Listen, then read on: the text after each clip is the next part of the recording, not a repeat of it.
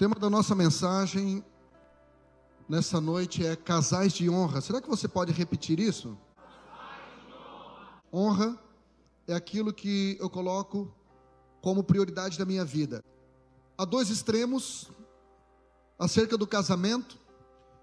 Um extremo é a maneira como o mundo apresenta o casamento, que é o desleixo, né? Que é a carnalização da relação. Obrigado, querido. E o segundo extremo é a forma como a religião apresenta o casamento, um culto ao casamento. É um outro extremo, onde a gente vê pessoas colocando o casamento acima de tudo. Homens colocando o seu casamento, sua esposa acima de tudo. Mulheres colocando o seu casamento, o seu marido acima de tudo. E este também é um outro extremo, que não é bíblico. Desde sempre, o modelo relacional que Deus escolheu vai continuar sendo o casamento. Ezequiel capítulo 16, versículo 8, diz assim: quando passei por você outra vez, vi que já tinha idade suficiente para amar. Eu a envolvi com meu manto para cobrir sua nudez, e pronunciei meus votos de casamento. Fiz uma aliança com você, diz o soberano, e você se tornou minha. Nós temos dificuldade de estabelecer honra, porque a gente limita a honra a um merecimento. Mas honra você não faz porque a pessoa merece, você faz porque ela precisa. Você faz porque Deus mandou. E esse texto de Ezequiel é um dos muitos textos do Antigo Testamento, que quando a gente lê, talvez você teve essa impressão, parece que embora nós já tenhamos lido a Bíblia inteira, parece que esse texto foi colocado nessa noite, na Bíblia. E olha que profundidade, o texto começa dizendo: eu passei por você outra vez. O que a Bíblia está dizendo aqui é que Deus está persistindo em se encontrar com a sua esposa, com a sua amada, que era o povo da antiga aliança, o povo veterotestamentário. Deus está dizendo: eu passei por você algumas vezes, e eu lembro de quando eu estudava com a Márcia, e eu lembro de que às vezes quando a gente mudava de turno, ela estudava de manhã, eu de tarde, ou vice-versa, eu dava um jeitinho de simular um encontro coincidente. Começou a trabalhar, eu sabia o horário que ela saía, eu sabia a rua que ela passava, e eu meio que forçava um encontro coincidente.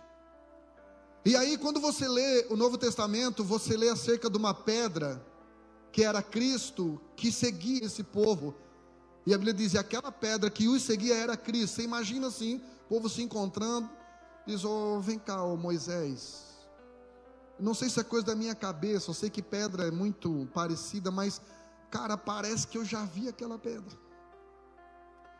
Paulo vem e diz: aquela pedra os seguia. Era Deus meio que providenciando um encontro constante com o seu povo. E o texto aqui segue dizendo assim, vi que já tinha idade suficiente para amar. Então diga comigo assim: gostar não tem idade. Deixa o seu filhinho gostar, deixa a sua filhinha gostar. Ai mãe, eu tenho uma namorada na escola, 3 anos.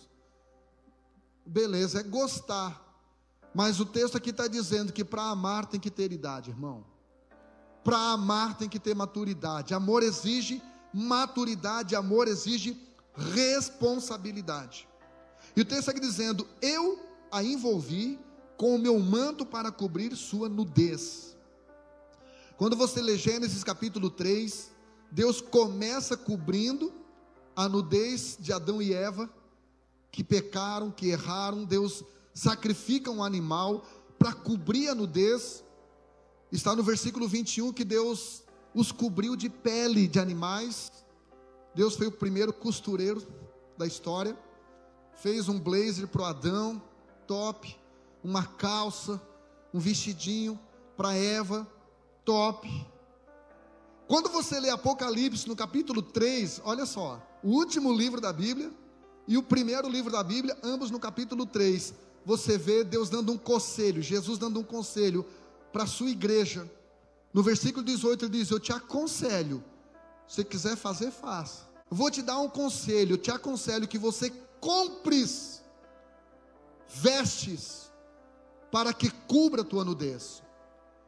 Por que lá no Velho Testamento Deus veste a sua esposa? Lá no Novo Testamento Jesus quer que a sua esposa se vista. Porque nenhum homem maduro que ama de verdade, não se incomoda em ver a sua esposa nua diante de outro homem. Nudez é exclusividade para o cônjuge, ou se não para o ginecologista. Eu cobri a tua nudez, eu tenho ciúme do teu corpo, eu tenho ciúme do corpo da minha esposa. Desde quando a gente namorava, eu não era crente, ela não usava fio dental, ímpia, lá no mundão, não usava, eu tinha ciúme. Pastor, mas hoje dá para liberar, ela já está com 52, né? Também não, continuo tendo ciúme. Eu acho até que aumentou o ciúme. Eu acho que a gente vai ficando velhinho, vai ficando um pouquinho mais inseguro. Não sei o que acontece. O texto aqui está dizendo que ele envolveu no seu manto para cobrir a sua nudez. O texto segue dizendo: e pronunciei meus votos de casamento. O que o texto está dizendo é que Deus disse assim: olha, eu fiz voto com você, eu pronunciei. Eu já fiz muito casamento, irmão. E tem aquele casamento que por introversão, eles não querem falar nada. Não, fala aí, pastor, fala na saúde, na pobreza, fala amém, amém, na riqueza, amém, na pobreza, amém. Mas o casamento que eu acho lindo mesmo é aquele que os noivos têm coragem de pronunciar seus votos. Isso sai do coração. Eu fiz um casamento de um casal não crente, o último que eu fiz, aliás, e o voto daquela menina foi tão lindo, o voto daquele menino foi tão lindo. Estava tremendo, mas falaram mesmo. E aí, o voto, ele é interessante porque o voto, ele verbaliza o amor publicamente. O voto sela um compromisso pessoal diante de testemunhas. E por último, o voto, ele cria uma memória de promessas, porque ali os dois prometem, diante de testemunhas. É isso que Deus está dizendo. Deus está dizendo: o que eu prometi para você, minha esposa, o que eu prometi para você, não foi só no seu ouvido, não, foi publicamente. Todo mundo vai saber os votos que eu fiz contigo. Fiz uma aliança com você. Ou seja, pastor, o que é uma aliança? É um pacto visível. É um pacto visível. Numa outra ocasião, Deus faz uma reclamação acerca de aliança. Em Oséias, no capítulo 2, versículo 7, Deus diz assim: como Adão, porém, vocês quebraram minha aliança e traíram minha confiança. Deus está dizendo: não sigam o modelo desse primeiro Adão, sigam o modelo do último Adão, que é Cristo. Porque o primeiro Adão, ele quebrou a minha aliança que eu fiz com ele.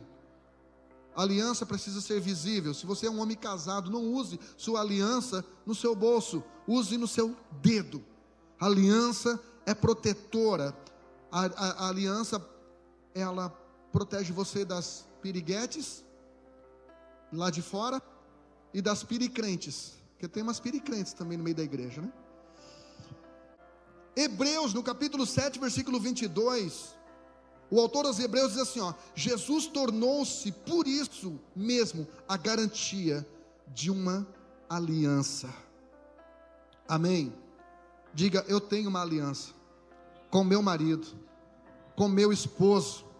Essa aliança é protetora. Essa aliança é ele dizendo publicamente: eu vou te amar, eu vou cuidar de você, eu vou cuidar da tua família, eu vou cuidar da tua saúde, eu vou cuidar de você, eu vou cuidar das promessas que eu fiz publicamente. Se você interagir, essas promessas se cumprirão na sua vida. Deus está dizendo: a minha aliança é uma garantia com você, é um voto de garantia. E o texto termina dizendo: diz o Senhor soberano, e você se tornou minha. Então, irmão, o amor de Deus não aceita dividir você com ninguém. 1 Pedro, no capítulo 2, versículo 9, Pedro escreve que nós somos propriedade exclusiva de Deus, de Jesus. Amém? A sua esposa não é propriedade sua. O seu marido não é propriedade sua. A gente usa isso como força de linguagem. Eu sou o Jean da Márcia. A Márcia é a Márcia do Jean. Mas isso é figura de linguagem. A Márcia precisa entender que eu não sou dela, não sou propriedade dela, eu sou propriedade exclusiva de Deus. Deus me emprestou para ela por quase 40 anos, Deus emprestou ela para mim. Por isso que o dia que Deus nos tomar um do outro, nós vamos ter essa consciência de gratidão pelo período em que Deus nos emprestou a sua esposa. O casamento é o mais alto nível de intimidade. Por que eu digo isso? Porque durante muito tempo eu achei que o mais alto nível de intimidade era pai e filho. Eu ouvi isso muito na igreja, mas não é. Pastor, você está dizendo que o mais alto nível de intimidade com Deus não é você ser filho e ele pai? Não é. Você está dizendo que o mais alto nível de intimidade então é você ser esposa de Jesus? É isso. A intimidade relacional mais profunda na Bíblia não é de senhor e servo. Por isso que muitos têm outros senhores, inclusive o dinheiro é chamado de senhor. O mais alto nível de intimidade na Bíblia não é de reis súditos. Eu sei que ele veio estabelecer um reino, ele disse: venha o teu reino. O livro de Mateus fala 54 vezes sobre o reino. Mas o mais alto nível de intimidade de Deus, de Jesus com a sua igreja, não é de rei e súdito, não é de amigos. Ele disse: eu vou chamar vocês de amigo. Não é de amigo e amigos, não é de pai e filhos, não é. Embora ele é apresentado como pai, a oração do Pai Nosso, ele veio nos adotar, a gente sabe de tudo isso, mas a relação pai e filho não é na Bíblia a relação mais profunda que existe. E parece que está na Bíblia, Gênesis, no capítulo 2, versículo 18, portanto, deixará, versículo 24, portanto, deixará pai, para se unir com quem? Com a esposa.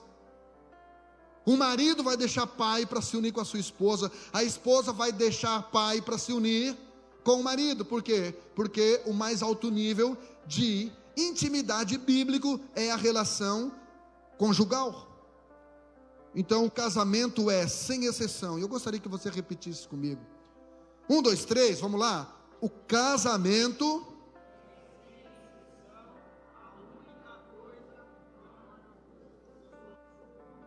amém? Nunca você vai ver na Bíblia um pai se tornando um com seu filho, embora Jesus tenha dito, eu e o pai somos um, porque tinham a mesma essência. Mas você nunca vai ver a Bíblia dizendo que eu vou me tornar um com Natan, Carol. Nunca vai ver isso. O que torna os duas pessoas uma única pessoa é exclusivamente, sem exceção, o casamento. Porque a relação entre pai e filho é unilateral. E se você não for um pai maduro para entender isso, você sempre vai ficar incomodado com a ingratidão do seu filho. Filhos são ingratos, é a natureza deles. O pássaro voa, o peixe nada, e filhos são ingratos.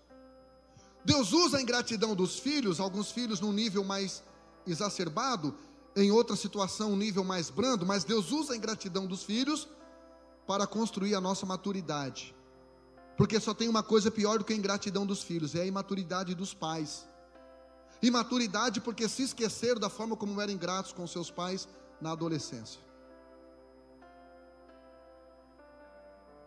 Então quando você olha para textos como esse, a relação de pais e filhos é unilateral. O que é uma relação unilateral? É a relação onde é exigido de um.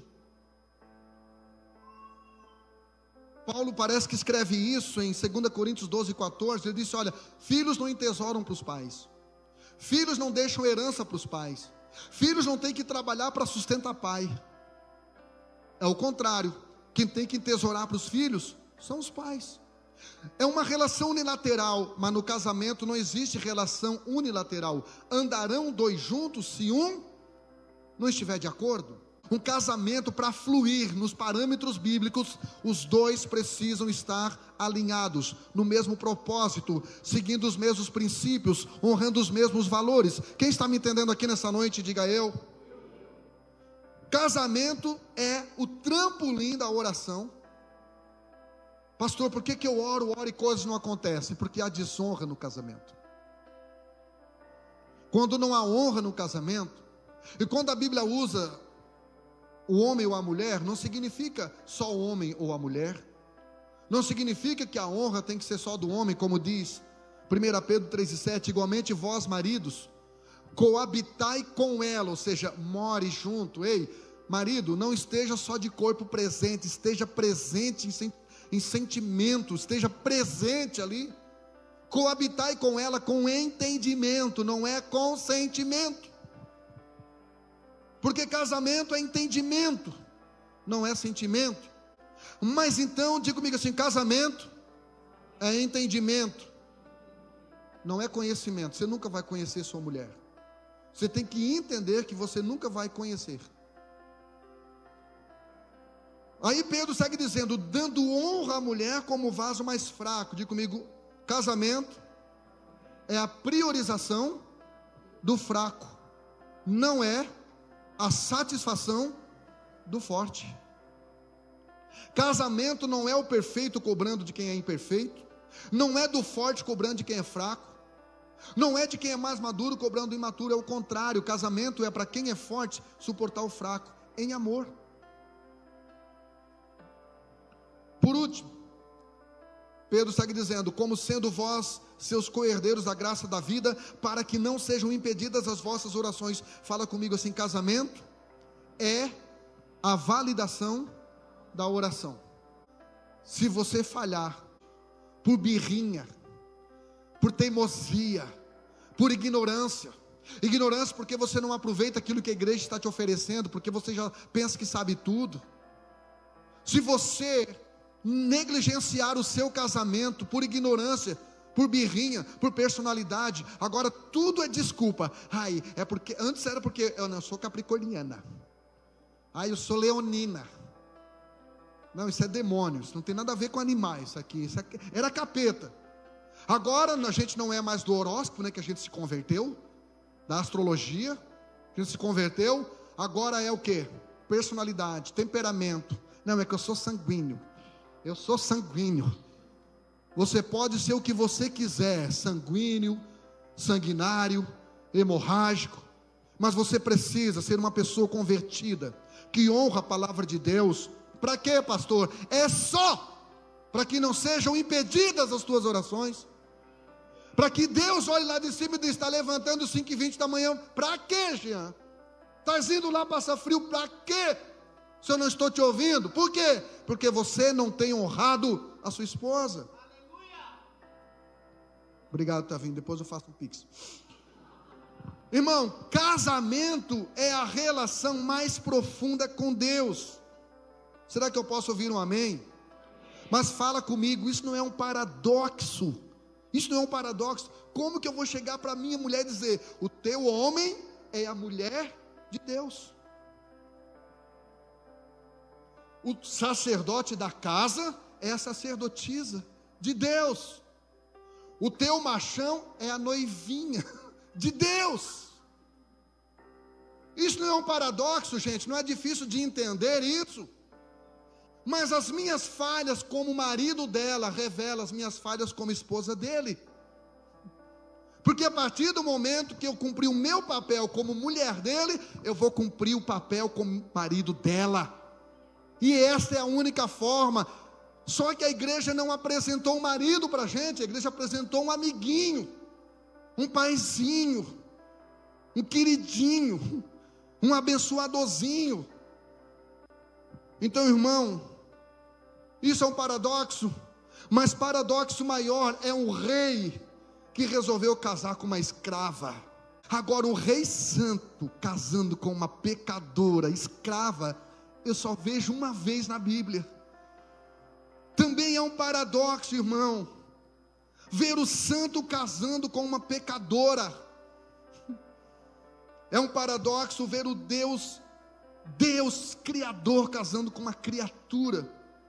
E ainda assim, uma noiva tão bipolar, que tem dia que está tão crente, e tem dia que está pensando, quem criou Deus? De onde é que veio Deus? Será que existe mesmo esse Deus todo poderoso? E Deus olha para a gente e diz: eu estou apaixonado por essa tua idiotice. Pode comprar a figurinha da Copa, está tudo certo. Eu sou apaixonado por você. Eu criei você para ser minha esposa. Gente, isso é bom demais. Jeremias 2:2, para a gente não perder muito tempo. Esse texto aqui, irmão, Deus parece usar uma linguagem antropomórfica de nostalgia. Pastor, o que é uma linguagem antropomórfica? É uma linguagem humana atribuída a um Deus divino para que os mortais entendam. Nostalgia, irmão, eu te confesso, eu já li a Bíblia inteira, estou lendo agora 21 vezes, eu nunca li esse texto. Nostalgia é uma tristeza que você sente por lembrar de um período alegre que você viveu e não voltou mais. Sabe aquela frasezinha, tempinho bom, que não volta mais? Mais ou menos isso. Jeremias 2:2, olha só que coisa linda. Deus está dizendo para o profeta: vai e clama aos ouvidos de Jerusalém, dizendo: assim diz o Senhor, eu estou lembrando de ti, da tua benignidade, da tua mocidade e do amor do teu noivado. Deus está dizendo: eu lembro de você quando a gente namorava no deserto. Eu levei você para o deserto, porque no deserto não tem outro homem, no deserto não tem distração. Deus aqui estava lembrando o período nostalgia do namoro dele e do noivado com seu povo, a primeira aliança que Deus fez com seu povo lá em Êxodo 20, em cima do Monte Horebe. E Deus aqui segue dizendo: quando andavas atrás de mim no deserto, Deus estava dizendo: olha, sabe aquele período quando eu te tirei do Egito, que você andava atrás de mim, você só se movia, nuvem se movia, quando a nuvem parava, você parava, você era totalmente dependente de mim. Olha, o que Deus está dizendo aqui? Numa terra que não se semeava, ou seja, naquela época do namoro, eu era a tua única fonte de provisão, e eu também era o teu único ponto de atenção. Esse tempo aqui, em que Jeremias está falando isso, a nação de Judá, ou seja, a esposa de Deus, havia se esquecido e se distanciado de Deus, por isso havia ido para o cativeiro.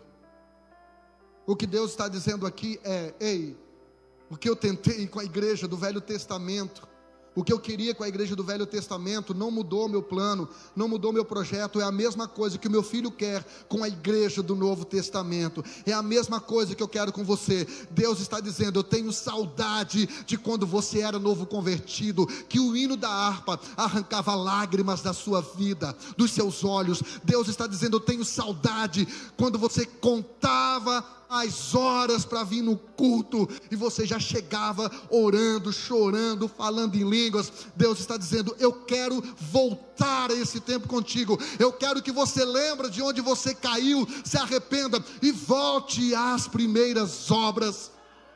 Aleluia! Checa lá, bachore andarai. Aleluia! Esse é o som da sua noiva. Feche seus olhos. Esse é o som da sua igreja apaixonada. Feche seus olhos, querido.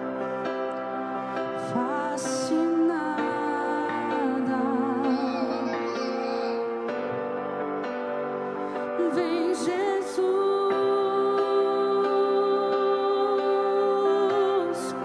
e toma o teu lugar.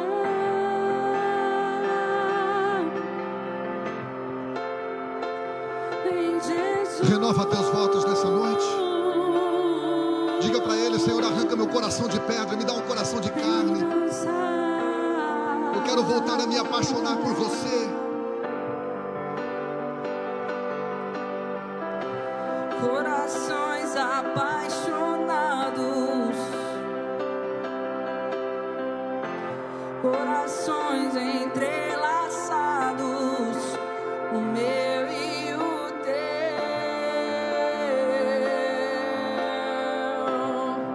meu amado e eu. Isaías capítulo 45, versículo 54, versículo 5. Olha que texto interessante. Aqui novamente Deus usa uma metáfora de casamento para ilustrar a intimidade que Ele quer ter de forma profunda, com um compromisso de amor, de proteção e de restauração para com sua esposa. Olha como que Deus se apresenta aqui, porque o teu Criador é o teu marido. Quem está comigo aqui, diga eu. Porque o teu Criador é o teu marido. O que esse texto está dizendo é que o propósito da criação do homem era conjugal, irmão, espiritual, era conjugal. Era um homem querendo um casamento. E o texto está dizendo: eu sou não só o teu Criador e marido, também sou o Senhor dos exércitos. O Senhor dos exércitos é o seu nome. O que esse texto está dizendo é que Deus é um marido que entra na guerra para defender a sua esposa. Um marido que não aceita ninguém tocar na sua esposa. E o santo de Israel, ou seja, um marido que mesmo santo se relaciona com uma pecadora. Ele é o teu redentor. Redentor é um marido que paga as dívidas. É um marido que dá o cartão black. É um marido, redentor aqui é goel no hebraico. É um marido rico, próspero, próximo, que vai lá e compra de volta aquilo que a mulher precisou empenhar. Lembra da Noemi? Ela precisou empenhar tudo que tinha. E aí vai lá o seu Boaz e casa com Ruth, e é o redentor na vida dela e devolve tudo para ela. É aquilo que Jó fala no capítulo 19, versículo 25, quando Jó diz: eu sei, eu tive essa experiência, ninguém me falou, eu sei que o meu redentor vive e que ele se levantará por mim nos últimos tempos. Eu quero profetizar essa palavra para a sua vida. Aleluia. Eu quero profetizar essa palavra para a sua vida, igreja. O teu redentor está aqui nessa noite. Ele está aqui para restituir tudo aquilo que o diabo roubou, tudo aquilo que a tua falta de inteligência fez você perder. Jesus é o seu goel, é o seu redentor. Ele está aqui nessa noite para te dar tudo em dobro que o diabo te tirou, que o mundo te tirou, em nome de Jesus. Aí o texto está dizendo: ele será chamado Deus de toda a terra. Ou seja, é um marido que tem a soberania global do universo, mas que quer um coração entregue a ele voluntariamente. Por isso em Provérbios 23 e 26, esse marido fala: dá-me o teu coração. Ei, olha aqui para mim. Deus não vai arrombar o teu coração nessa noite. Deus não vai assaltar o nosso coração. Deus não vai forçar amizade. Deus não vai forçar intimidade, porque isso é qualificado pela lei como estupro.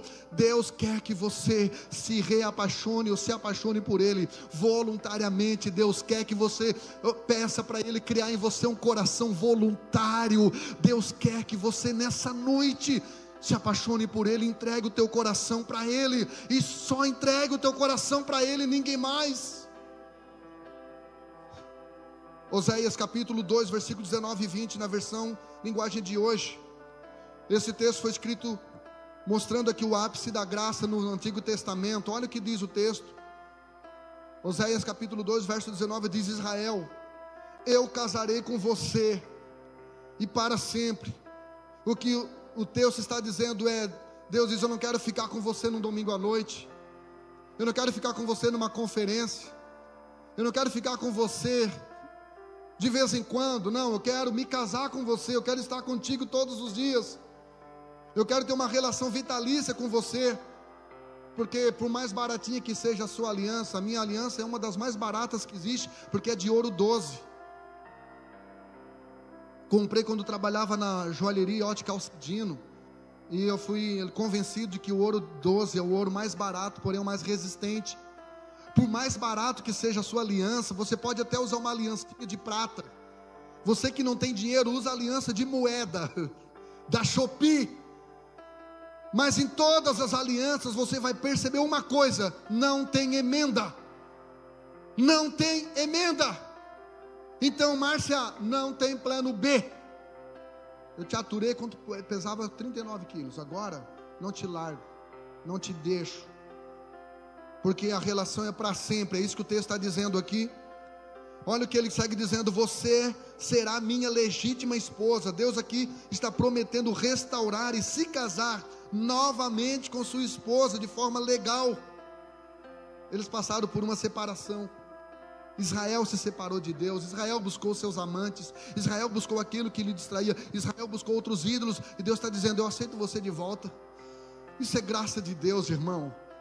Eu aceito você de volta, eu quero você de volta, eu zero a tua conta. Eu não sei o que você fez até ontem meia-noite, porque hoje a misericórdia minha te alcançou, e eu zerei a tua conta. Erga a tua cabeça, tenha ousadia para entrar no Santo dos Santos. Você vai entrar no mesmo lugar em que aqueles que nunca erraram entrarão. 1 Coríntios 7,9 diz: mas se vocês não podem dominar o desejo sexual, se casem.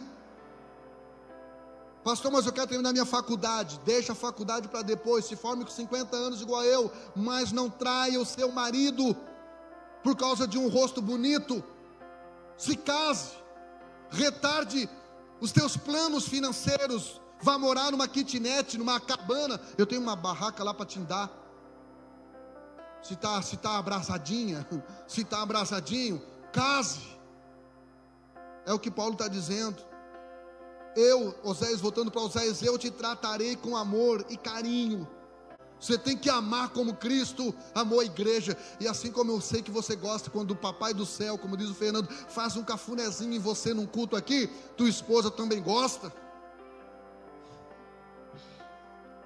O amor de Deus é real, é leal e é incondicional.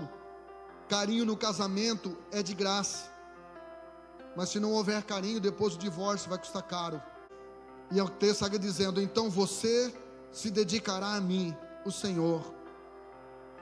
O nível da sua dedicação a Deus revela o nível que você dá ao seu casamento, o nível de valor, de honra que você dá ao seu casamento.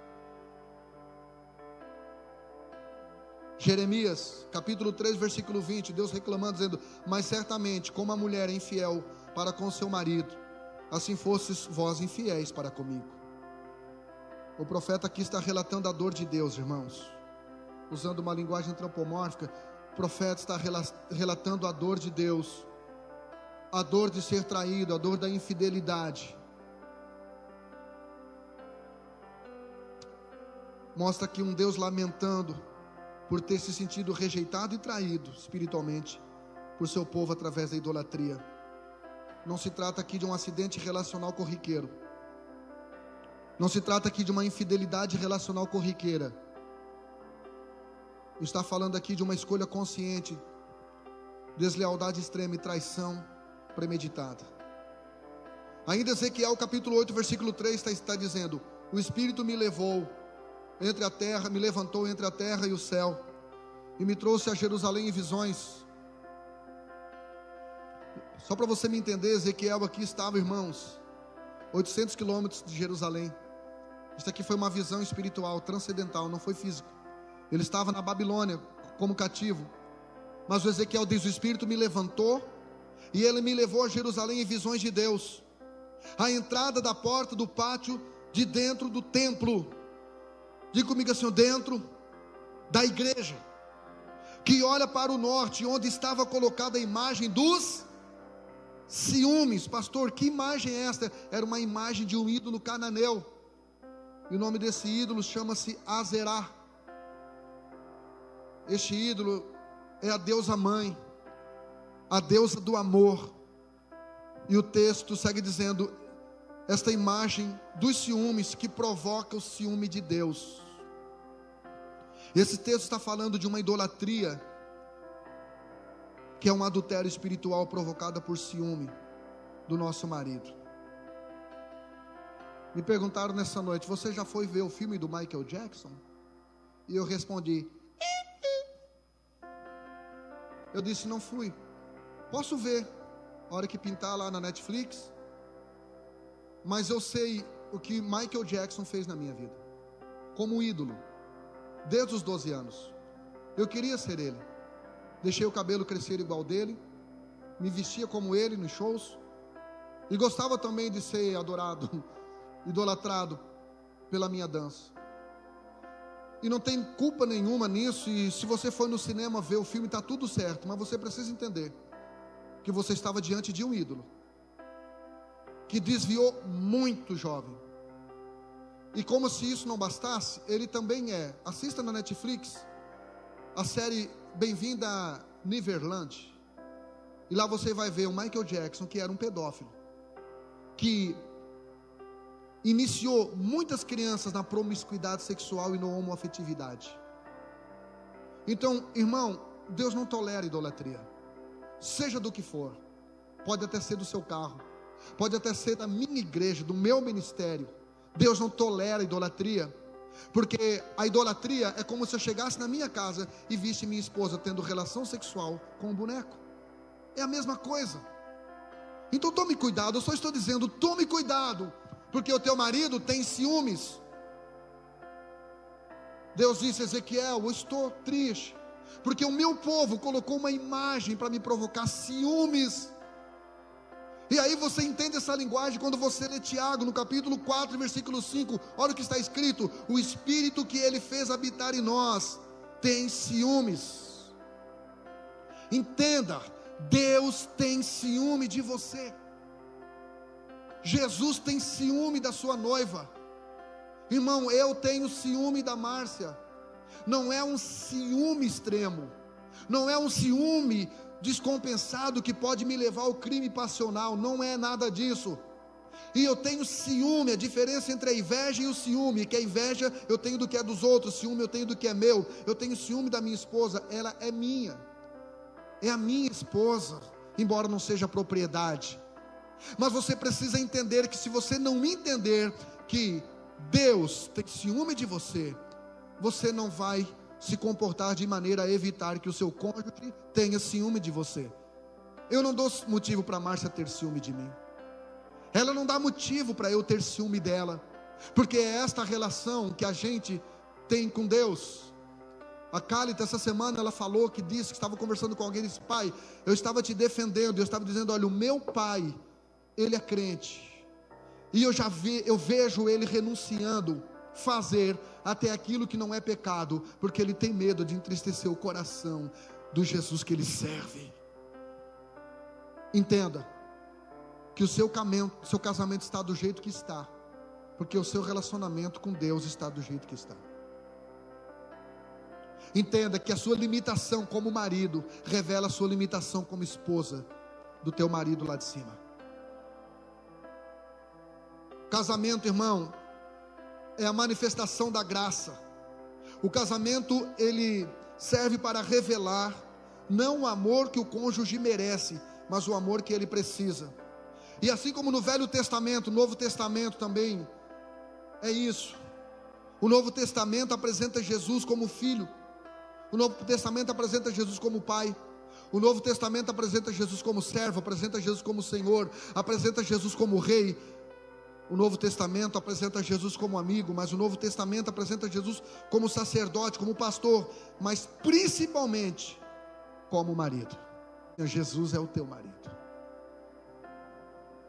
Ele não vai ser, ele é teu marido. Ele já é teu marido. Ele só está te preparando, só está esperando você emagrecer para caber no vestido. Ele só está te preparando. E é você que tem que se ajustar ao vestido, não é ele que vai adequar um vestidinho do seu gosto. 2 Coríntios capítulo 11, versículo 2, Paulo escreveu: porque eu tenho ciúmes de vocês com um ciúme santo. Paulo está dizendo: eu sou líder de vocês, eu dei origem a esta igreja, Corinto, eu tenho ciúme de vocês. Posso desabafar aqui? Eu também tenho ciúme de vocês. Como minha igreja local, eu tenho ciúme.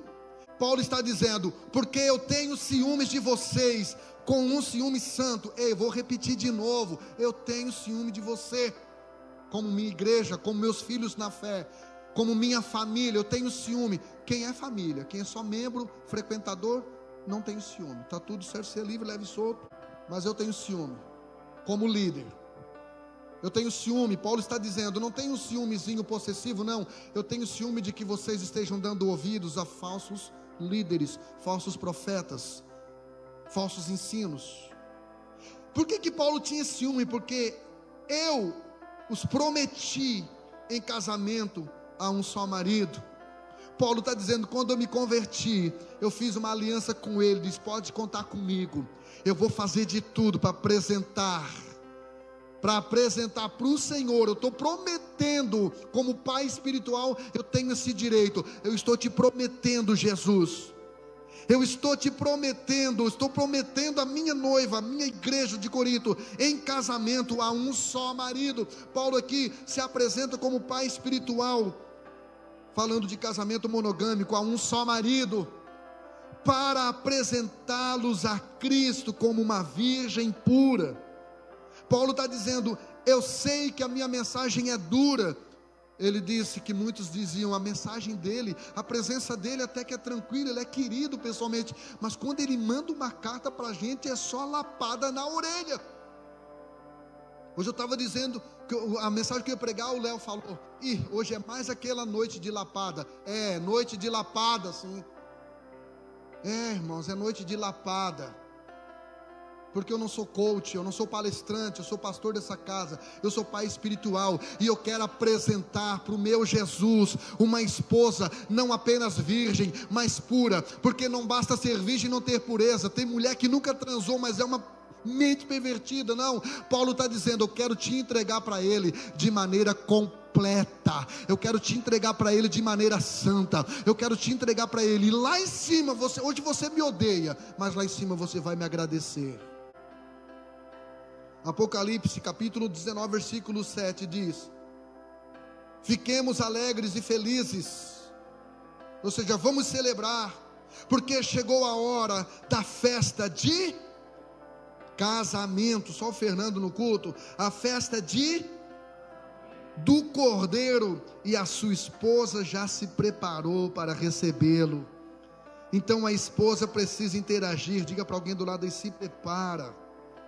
Eu lembro quando a Márcia ia casar, irmão, a gente era pobre demais. A gente a princípio ia fazer só um coquetel. Aí a gente, não, vamos casar na igreja. A gente casou na igreja católica. E aí eu saí atrás de roupa emprestada. Eu arrumei um terno branco, irmão. Eu com 59 quilos, terno branco, parecia um filhote de pombo.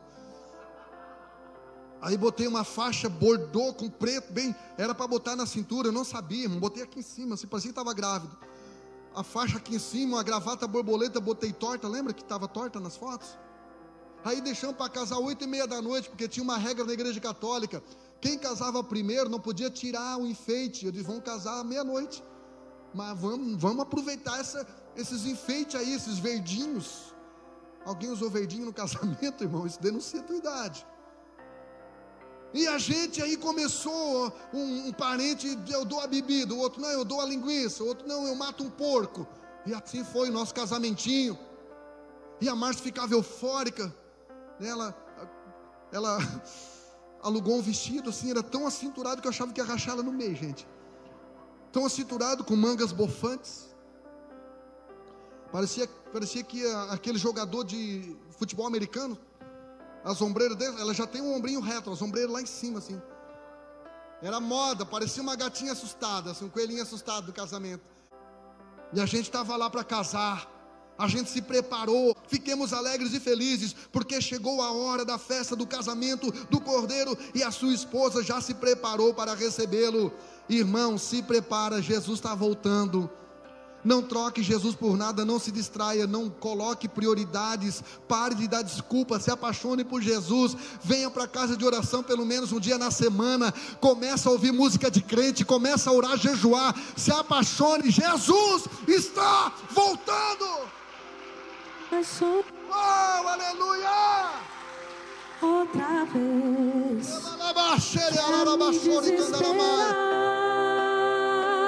outra vez, eu quero perder o sono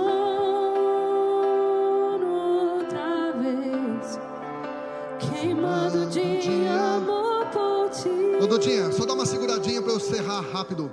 Apocalipse 22:17 diz: o Espírito e a esposa, não é a igreja. Jesus não precisa de igreja, irmão. Jesus não precisa de um lugarzinho para fazer cultinho, não. Ele quer uma esposa. O Espírito e a esposa. A igreja, ele criou, Mateus 16:18, ele criou para continuar a obra missional dele na terra. Agora, o que ele vai levar para cima não é uma igreja. Ele vai levar para cima uma esposa. Ele vai levar para as bodas uma esposa. O Espírito e a esposa dizem... O Espírito e a esposa dizem... Irmão, quem tem um coração de esposa está sempre querendo a volta de Jesus. E quem ouve, diga... Irmão, quem ouve o céu tem desejo de que ele volte. E que tem sede, venha, irmão. Você precisa pedir a Deus sede. Quem quiser, tome de graça da água da vida. Aleluia.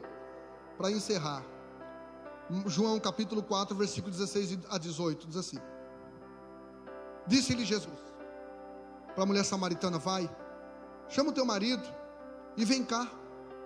A mulher respondeu e disse: eu não tenho marido. Disse-lhe Jesus: disseste bem, não tenho marido, porque tivesse 5 maridos. O que agora tens não é teu marido. Queridos, olha só, entenda de uma forma que você nunca entendeu. 3 coisas aqui, eu vou estar encerrando. Primeira coisa, Jesus estava dizendo a ela: você procurou a felicidade em muitos homens, por carência sexual, em relacionamentos. Você buscou em muitos homens aquilo que só eu tenho para te oferecer. Você buscou em poços aquilo que a fonte queria te dar. Pare de buscar em poços. Meninas, meninos, olha aqui para mim. Não fique buscando em poços aquilo que só a fonte pode te dar. Segunda coisa que Jesus fala para ela, Jesus disse para ela que quem ela tinha não era marido dela. Jesus estava dizendo: ei, eu sou o teu marido. Entenda isso. Seu marido sou eu. O marido da Márcia não é o Jean, o real é Jesus. Por último, Jesus estava dizendo que há uma morte que separará todos os casais um dia. Eu brinco que a Márcia vai morrer primeiro, mas eu não gostaria que isso acontecesse. Eu mudaria de casa no outro dia. Não teria sentido a minha casa sem minha esposa. Não teria sentido nenhum. Mas eu preciso entender que ou ela vai me ver dentro do caixão, ou eu verei ela, ou ambos serão arrebatados. Um dia a morte vai separar todos os casais. Mas o casamento de Jesus com a gente será para sempre. Só coloca a última frase enquanto a banda sobe, que diz assim: o tipo de esposa que você é, de fato, para Cristo, revela o tipo de pessoa que você é ou será para o seu cônjuge. Quer namorar, moço? Moça, olha aqui para mim. Quer namorar e casar? Observe o tipo de relacionamento que essa pessoa tem com Jesus. Porque é o tipo de relacionamento que vai ter com você. Quando você começar a ficar feia, quando os seus seios começarem a ficarem flácidos, quando você começar a criar barriga e estria. Então observe a forma como ele trata Jesus. Maridos que não amam Jesus acima do seu cônjuge, não são o cônjuge que a sua mulher precisa. Mulheres que não amam Jesus acima do seu marido, não são as mulheres, a esposa que o seu marido precisa. Amém? Fique de pé, por favor.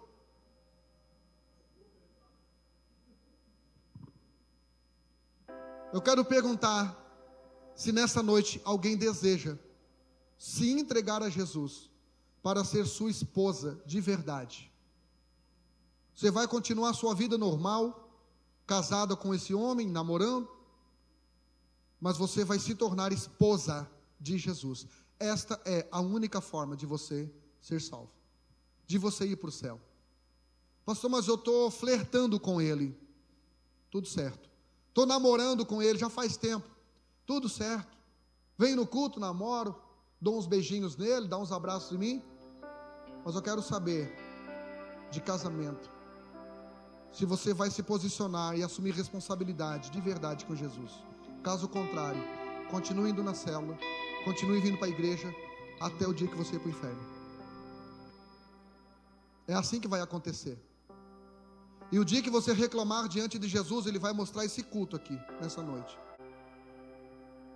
Mas você precisa entender que o projeto de Deus ao criar você foi para que você fosse a esposa dele, a esposa de Jesus, apaixonada por ele, preocupada em fazê-lo feliz, em passar a eternidade com ele.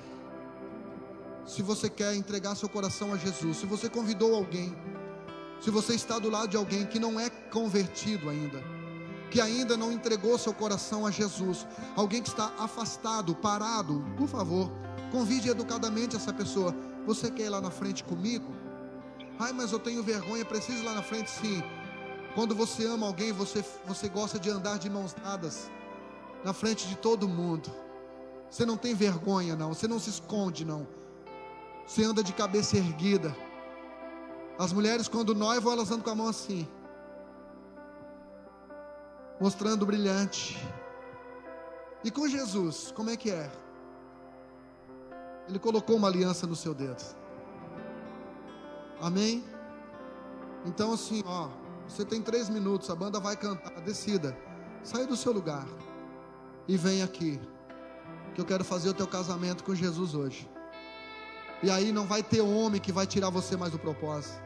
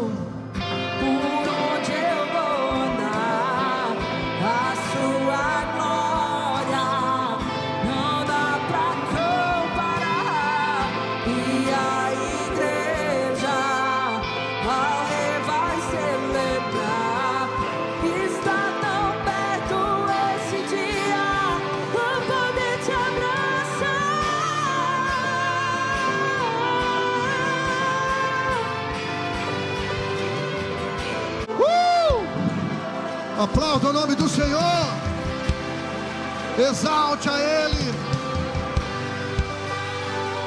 Ele é digno de louvor, Ele é digno de louvor.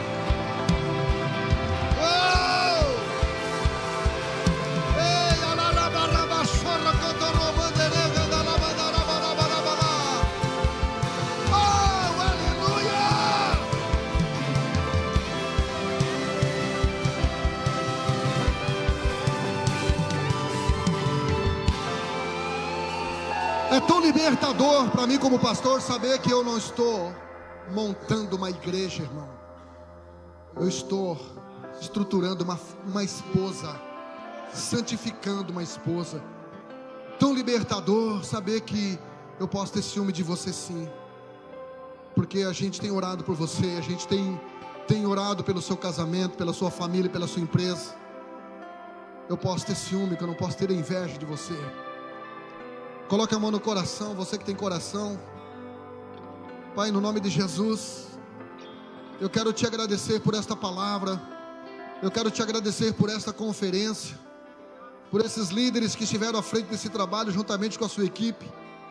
Senhor, esta conferência foi surpreendente, porque ela não apenas, Senhor, nos instruiu que eu tenho que lavar a loucinha para minha mulher de vez em quando. Não, Pai, já passou o tempo de ter que falar sobre isso. Mas o Senhor nos deixou muito claro nessa noite que eu serei um marido melhor para minha esposa se eu for uma esposa fiel ao Senhor. Obrigado, Jesus, obrigado pela tua palavra. Eu entendi, Jesus, eu entendi que aquilo que o Senhor começou a fazer em espírito lá no Velho Testamento, o Senhor fez presencialmente, carnalmente, materialmente no Novo Testamento, vindo em carne, para um relacionamento com a tua igreja, como uma esposa. Senhor, eu declaro sobre a vida desta igreja, Ministério Teu Reino, que a mente se abra, que o coração se dilate, que a alma se quebrante, que o espírito se contraia diante da tua presença. Nesta noite nós queremos fazer uma aliança contigo, de fidelidade, de honra. Nós queremos te honrar, Senhor. Deus, quando eu namorava com a Márcia, eu contava os dias para ir na casa dela no sábado à noite. Eu me preparava e eu nunca me atrasei, Senhor, porque isso era prioridade. Senhor, é esse coração que eu quero ter contigo, um coração de paixão, onde nenhum lugar é bom onde o Senhor não está, e nenhum lugar é ruim estando com o Senhor. Obrigado, Senhor, nós queremos voltar à simplicidade do Evangelho.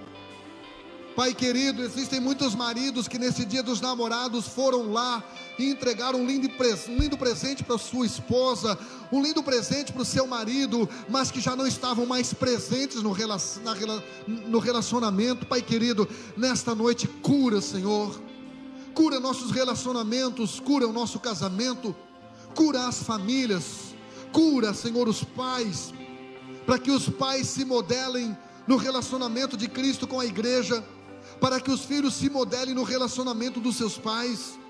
É sobre isto, esse é o padrão, não tem outra maneira, não tem outra forma. Obrigado, Senhor, obrigado, Jesus. Eu quero caber nesse vestido chamado graça, eu quero caber nesse vestido, eu quero participar das bodas do Cordeiro, porque dentro de mim há um Espírito Santo que se une a mim para dizer: ora, vem, Senhor Jesus. Eu já estou com saudade, eu estou desejoso, eu estou apaixonado esperando este dia. Em nome de Jesus, Deus abençoe a sua semana.